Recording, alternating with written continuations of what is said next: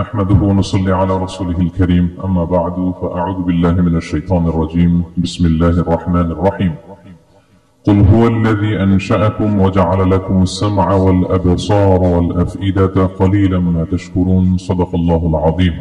তো সম্মানিত শুধু আমি সূরা মুলকের 23 নম্বর আয়াত তেলাওয়াত করেছি।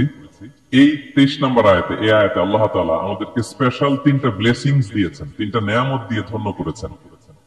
এ নিয়ে আমরা কথা শুনবো ইনশাআল্লাহ। আল্লাহ তাআলা বলছেন قل هو الذي أنشأكم وجعل لكم السمع والأبصار والأفئدة قليلا ما تشكرون। নবী হে, আপনি বলুন তিনি সে সত্তা যিনি তোমাদেরকে সৃষ্টি করেছেন আর তোমাদেরকে দিয়েছেন শ্রবণ শক্তি, দৃষ্টি শক্তি আর চিন্তা শক্তি, কিন্তু খুব অল্প সংখ্যক লোকই তোমরা শুকরগুজার হও।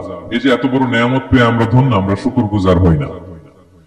তাহলে তিনটা ফ্যাকাল্টি বা তিনটা ক্যাপাসিটি বা তিনটা এবিলিটি যে আল্লাহ তাআলা আমাদেরকে বিশেষ নেয়ামত দিয়েছেন, সেই তিনটা নেয়ামতের কথা আল্লাহ বলেছেন।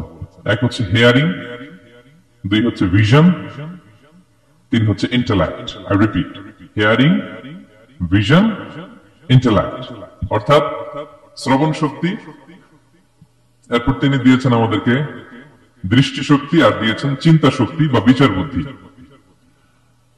তো এই তিনটা নেয়ামতের মধ্যে থেকে সর্বশেষ যে নেয়ামতটা অর্থাৎ চিন্তা শক্তি বা বিচার বুদ্ধি, যে আল্লাহ তাআলা আমাদের মধ্যে বিবেক দিয়েছেন, বিচার বুদ্ধি দিয়েছেন, এই পয়েন্টটা নিয়ে আমি আজকে কিছু কথা আপনাদের সামনে উপস্থাপন করব ইনশাআল্লাহ বিইذنিল্লাহ।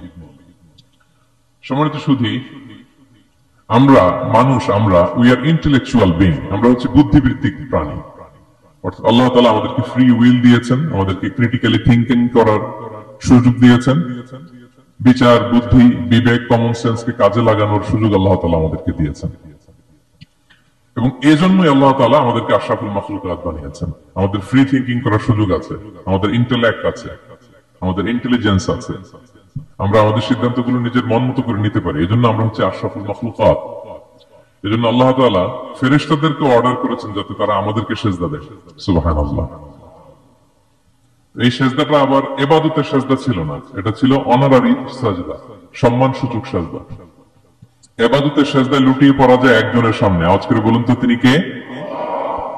তো ফেরেশতারা যে সেজদাটা আমাদেরকে দিয়েছিল এটা ছিল অনারারি সাজদা, সম্মানসূচক সাজদা। তো এই বিচার বুদ্ধি বিবেক বুদ্ধি এগুলোই আমাদেরকে পশু থেকে আলাদা করেছে।